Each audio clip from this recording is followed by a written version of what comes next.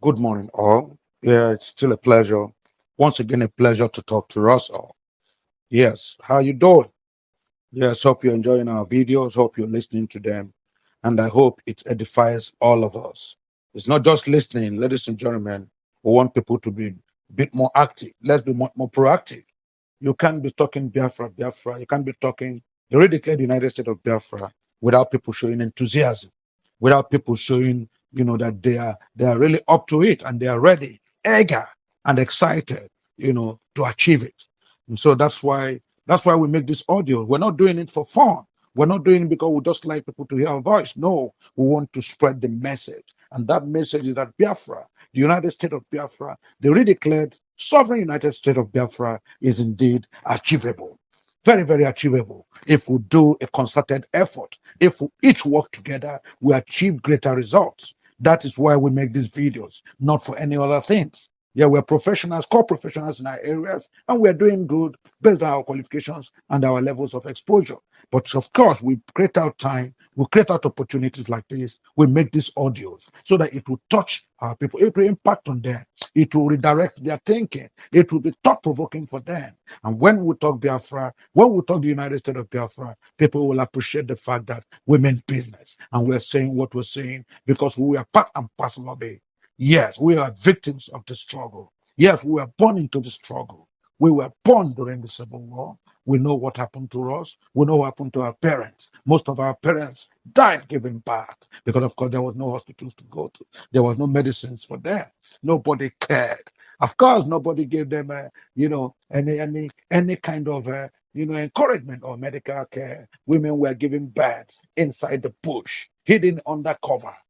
Women who knew nothing about childbearing, who knew nothing about childbirth. People who were not midwives were given the job, were eventually forced to become midwives overnight. And of course, it led to death of mother and child severally. It led to either the mother dying or the child being born without its mother. A lot of children died because, of course, people were in bondage. People were suffering. There was confusion everywhere. There was fear and pandemonium. Everyday shooting, everyday bombing, bombardments from every corner.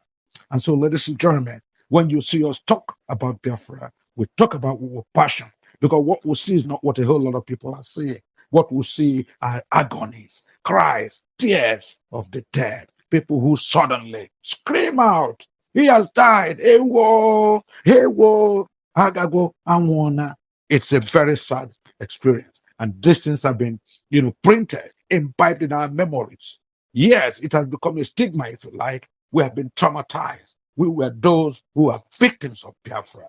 Yes, that Civil War, 66, 67, 68, 69, 70. People born under that period, people born within this period, they have become eternally,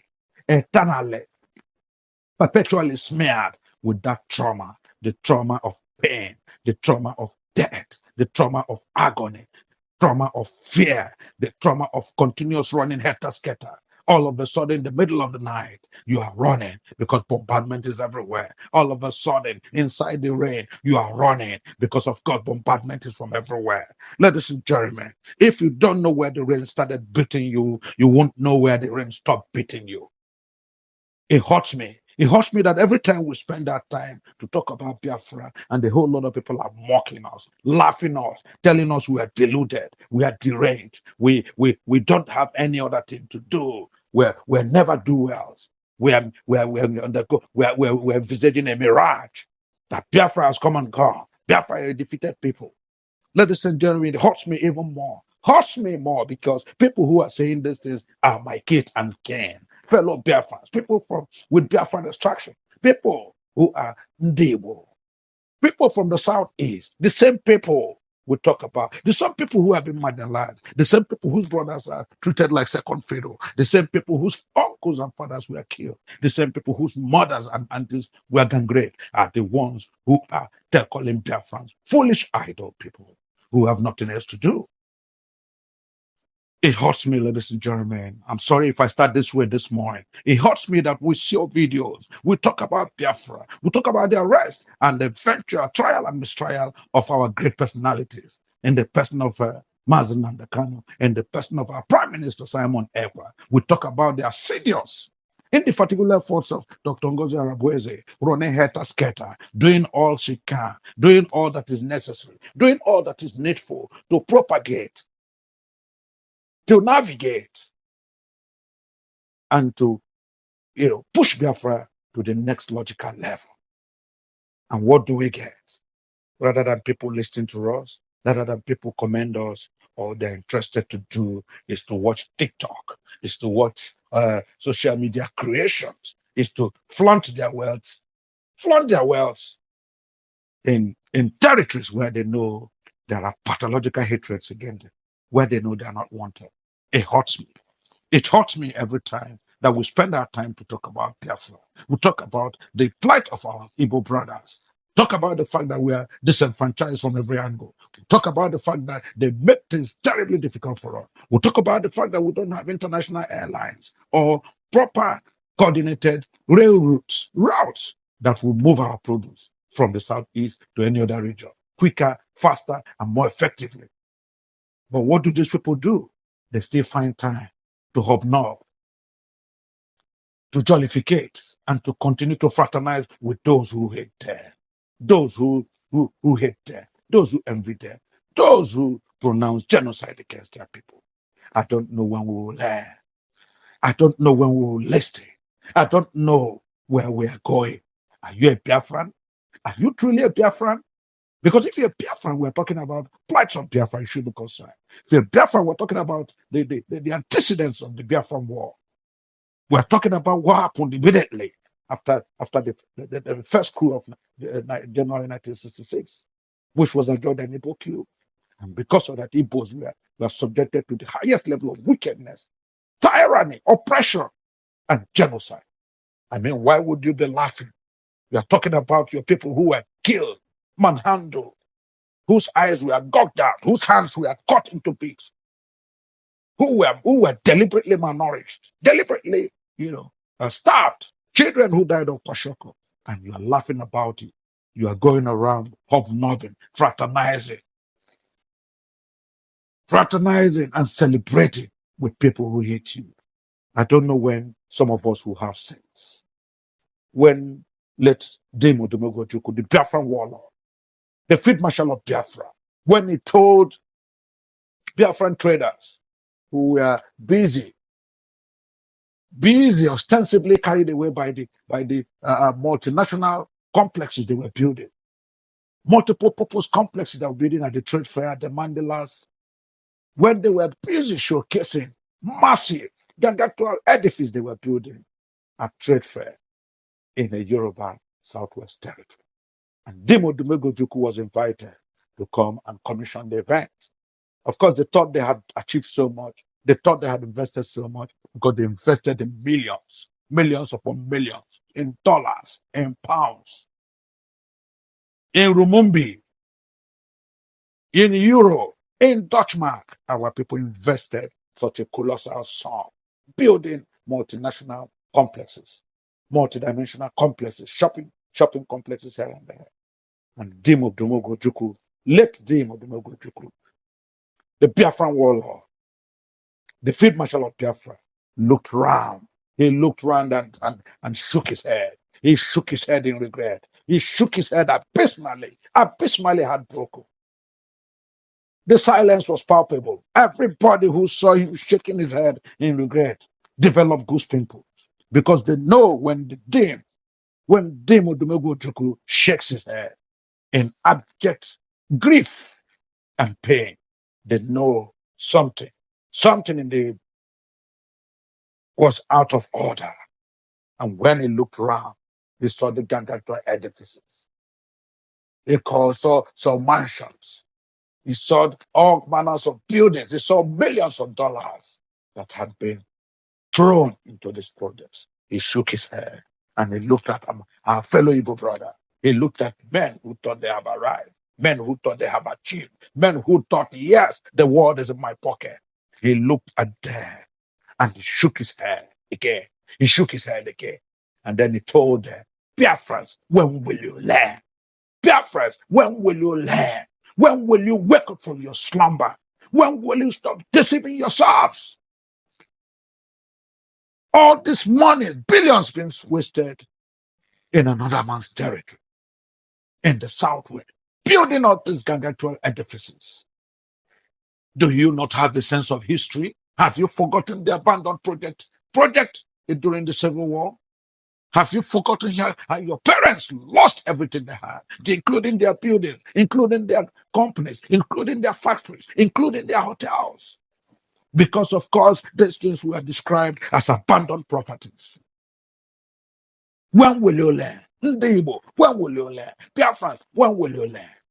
Unfortunately, late Jim Odumegwu, the Biafran warlord, of course, the Field Marshal of Biafra, has died and moved on. Moved on.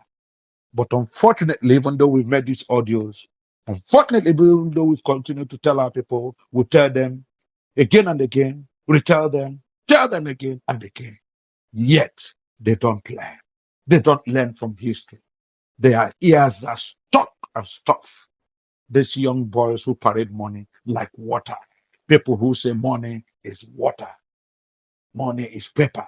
They say money now grows on grass amongst these Noville rich people. They were who have lost their background, who have lost their thinking, who have lost their history. They are busy flaunting money here and there in other people's lands, in other people's territories. The same people who said, leave our land. The same people who said, take over their properties, their abandoned properties. The same people who indigenized companies, businesses, and national corporations, knowing fully well that the Igbo man, the Southwest man, was at war. He had been chased out. He could not participate in that indigenization policy. Of course, his money in any bank was reduced to 20 pounds. They did that go on.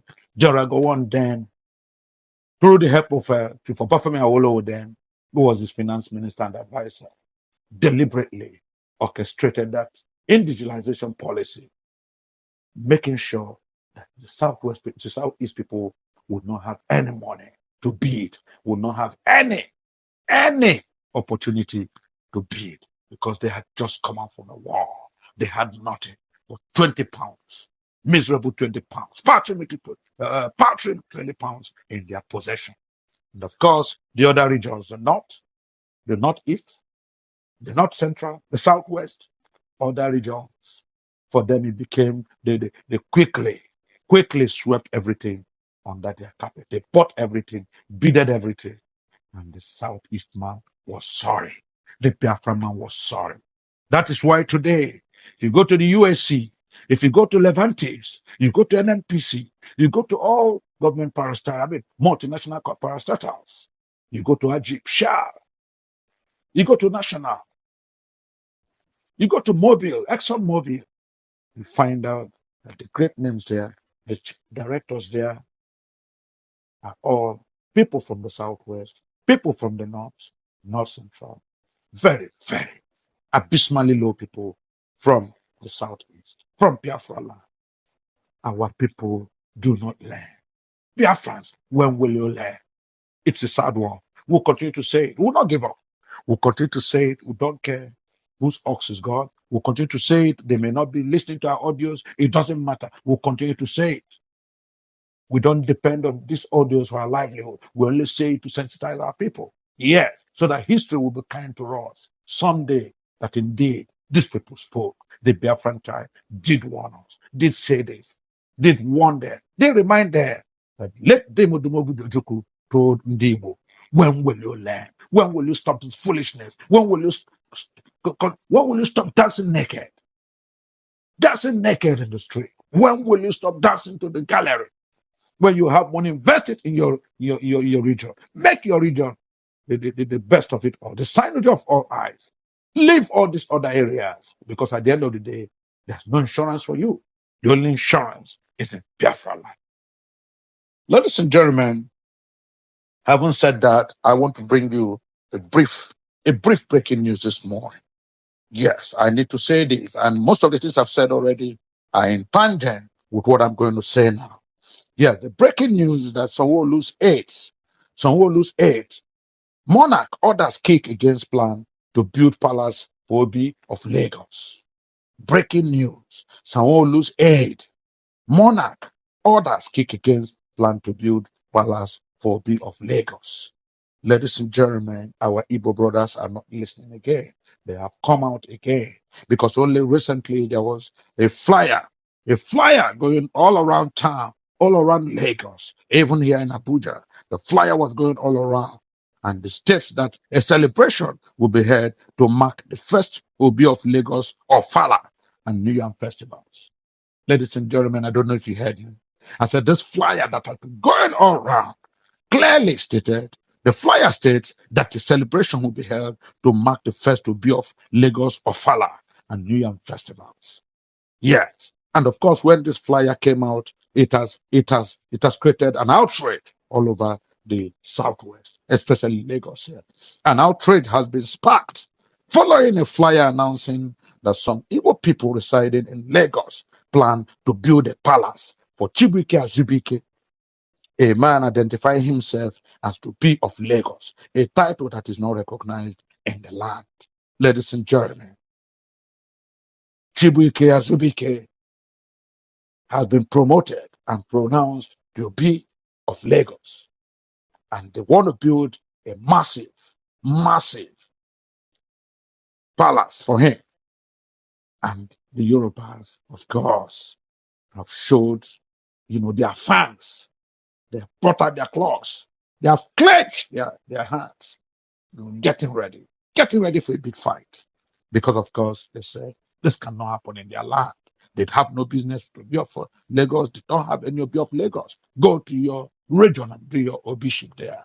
They know of one Obi of Onitsha. They don't know of Obi of Lagos. And so the war has started.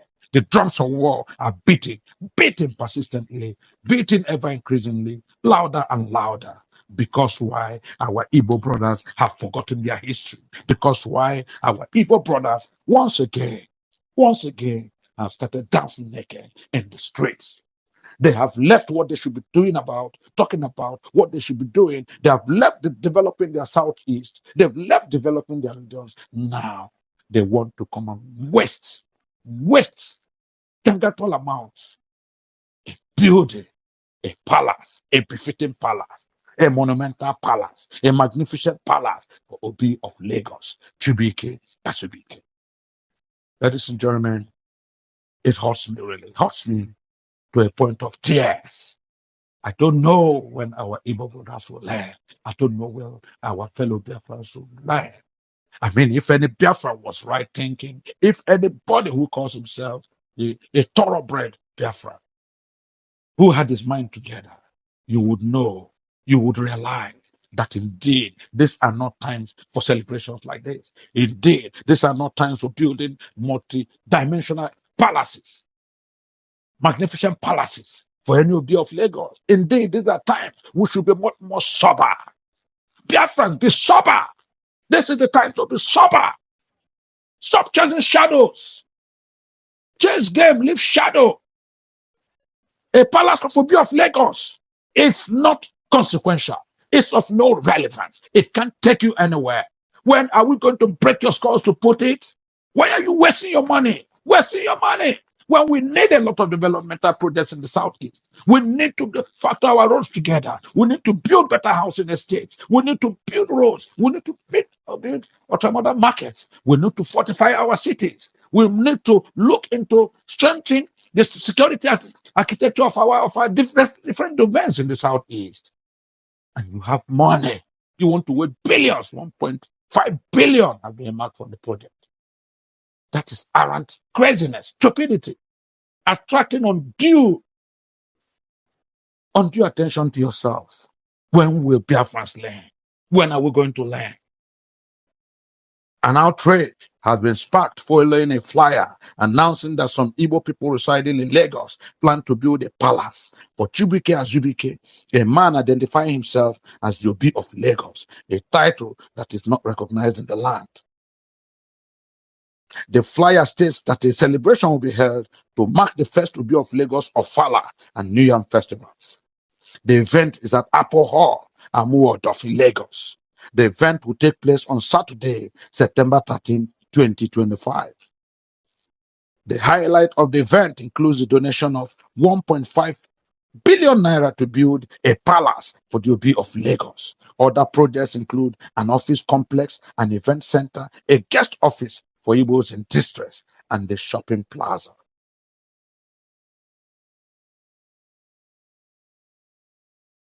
Ladies and gentlemen, fellow Biafrans, the flyer has sparked outrage from many who claim that such a title is not recognized and was intended to provoke the Yoruba indigenes of Lagos State. Of course, that is true. Of course, that's what it is. Of course, that's interpretation you get when you begin to chase shadow and you live game. When you have lost it, when the rain beats you, you don't know where the rain started beating you. How will you know where it stopped beating on you? When you don't have a direction, when you don't have a goal, all roads, all routes will lead to a goal. Ladies and gentlemen, our Biafran people, our fellow Biafrans, let us stop dancing naked. Let us stop dancing naked because we want to impress you. Ooh. Remember the events of 1966, 67, 68, 69, 70. Why should we continue to play foolery? Why should we continue to clown ourselves? We want to continue to dance naked for somebody to clap for you? 1.5 billion to build a befitting palace for Obi of Lagos in the Yoruba territory. That's arrant stupidity, highest level of foolishness when we have more pressing issues. If you don't know what to do about this time, ladies and gentlemen, be in a sober mood. Continue to think about Simon Ekpa, who is now detained, jailed in a Finnish prison because he dared to talk about the plight of Biafra, because he dared to tell the whole world what is happening to our people, that our people are suffering, living in bondage, experiencing excruciating hardship and difficulty. People who have been made to live like perpetual slaves. He dared to speak it out. Now the government of the day, Nigeria, the Jagaban, the man who says Emilokon, has orchestrated every effort, including bribes to Finland, including their president, Alexander Stubbs. And of course, they have, in the full glare of the whole wild war, jailed Simon, convicted him and jailed him for 6 years. And they did it with such impunity. They did it with such reckless impunity, not minding the rule of law, not caring that the whole world was watching them. Because, of course, Emiloko has promised them all they wanted to hear. Ladies and gentlemen, it is a time for sober reflection. These are not the best times to be celebrating, to be having a fala, to be eating New Year, to be walking towards a 1.5 billion fundraising to build a palace of the Obi of Lagos. Ndebo, when are we going to learn? Dear friends, when are we going to learn? When will you stop dancing naked in the streets, dancing naked in the public? Who are you trying to impress? What does Obi of Lagos portray? What does it mean? What are the ramifications of the title of Obi of Lagos in Lagos? When will this madness end? If you don't know what to do with your money, invest it in USV, United States of Biafra, so that Biafrans, our elected, our selected leaders, can move this redeclared United States of Biafra forward for us. And we achieve an instant recognition worldwide. Ladies and gentlemen, the flyer has sparked outrage from many who claim that such a title is not recognized and was intended to provoke the Yoruba indigenes of Lagos State. One monarch, the Lukosi Ijesha, Oba Omoto Isho. Let me take that again. One monarch, the Lukosi Ijesha, Oba Omotuyosi Bayo, M. Akileye, said he has directed his team to file a petition against one Chibike Azubike, parading himself as Obi of Lagos, and will bring this up at the next Traditional Rulers Council meeting coming up this Friday in Lagos. Ladies and gentlemen, a monarch, the Lukosi Ijesha, Oba Omotuyosi Bayo, M. Akileye, said he has directed his team to file a petition against one Chibuike Azubike, parading himself as Obi of Lagos. And we'll bring this up at the next Traditional Rulers Council meeting coming up this Friday, just tomorrow, at Ijesha. He added, this act of provocation against our people will not go unanswered. That's what the monarch said. This act of provocation against our people will not go unanswered. Reacting, Wale Adetumobi, a media advisor to the governor of Lagos State, Babajide Sanwo-Olu, revealed that the Obi of Lagos has an explanation to give. He shared on X, relevant authorities are already on the matter. The guy will have to explain in the coming days how he came about the title and why he thinks he can just come out and build a palace in Lagos. Does he not know Lagos have its own kinship house or institution? Does he not know that Lagos has its own patterns? Does he think Lagos is a no man's land? Doesn't he know that Lagos has its own cultural heritage and that because they know how to select their leaders? The media aids to the governor of Lagos State, Mr. Wale Adetumobi, has said that the guy who parades himself as the Obi of Lagos, yes, has a lot of explanations to give. Ladies and gentlemen, the whole Yoruba is a fire. The whole Lagos is a fire because, of course, they are waiting for that day so that they will foment all manners of trouble, all manners of disastrous consequences on the so-called Chibuike Azubike and his cohorts. They want them to come and do their fala. Come, let's see you do their fala. We'll roast you as you roast your yam. We'll roast you as you roast your animals. We'll roast you as you eat, as you're eating the yam, we're roasting you with it. Maybe you eat the yam with your own blood. Ladies and gentlemen, this is avoidable situation. Reckless, avoidable situations that should not occur at this time. Our Mazimon leader, Nnamdi Kanu, yes, his his trial continued yesterday. And of course, we should be sober because we're interested in the outcome of that retrial. We want to see what Justice James Omotosho and this High Court in Abuja are up to. Equally,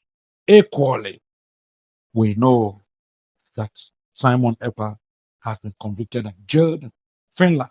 And of course, we are appealing. We know about the appeal that is going. That appeal is already shaking Finland, shaking the whole world. Because, of course, Finnish authorities have been shown, exposed as people who can be bribed, as people who can look the other side when the rule of law is being deliberately torn, disgraced, and disregarded. Finland has shown that it is not better than the corrupt African countries as we know them. Finland has shown that the judiciary is for sale, and the judiciary has a price tag. If you have the money for the judiciary, if you can pay right, justice will sway your way. And of course, the Jagaban and Niger and the zoo paid right. They named their price. Ask Finland, Alexander Stubbs government, name your price. We want Simon Ekpa. Name your price, and we'll give it to you. And of course, the Finnish authority did name their price. And of course, they have sacrificed Simon on a platter of gold. But ladies and gentlemen, it's not over until it's over. Yes, we are very, very sure. We are very, very much looking forward to a retake, a rejudgment. Yeah, that appeal will shake the world. Already, the permutations within Finland is that of fear. Fear has gripped everybody because now the whole world is watching. All world leaders are watching. The 47th president of the United States is watching. Donald Trump's eyes are on Finland. Ladies and gentlemen, if you like, all eyes are on Finland now because of because of who?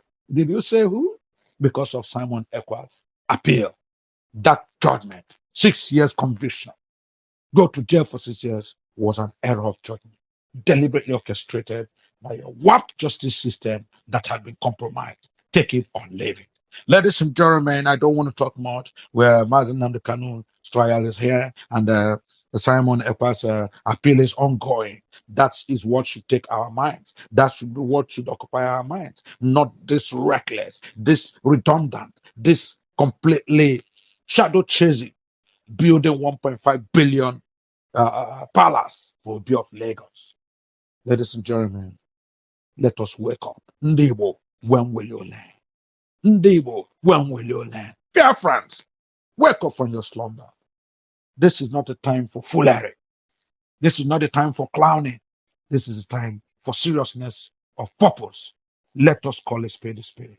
Let us chase game and not shadow. Ladies and gentlemen, this is the best time to begin to think Biafra, to wish Biafra well, to pray for Mazi Simon, Mazi Nnamdi Kanu's quick liberation and freedom, unconditional freedom from the hands of the Chakapan and his cohorts. Ladies and gentlemen, with all eyes, all attention, all prayers should be towards the incarceration of Simon Ekpa, his mistrial and his misconviction. This must once again be brought back to perspective. Ladies and gentlemen, we can't just be talking and you people sit there. Yeah. Own brothers, our own kith and kin, because they have this money, to waste, they continue to wallow in self-deceit, in foolishness, and extravagant wastefulness. This is what it is. Obi of Lagos is completely unnecessary, completely a waste, a white elephant project, completely a waste of hard-earned resources. Let me leave it here. A word is enough for the wise. God bless you all. God bless you. Redeclare sovereign and still Biafra. Thank you all. Yeah. Check me out. Superstars Media. Lord Logan. But let me turn Lord Logan. And it's why Flora show 1914 amalgamation is what we dying for. 3 nations to 1 nation. Ever since annihilation, nepotism is nonsense. You and you, clap your hands. Biafra gonna come, clap your hands. Biafra, Oduduwa, we're free now.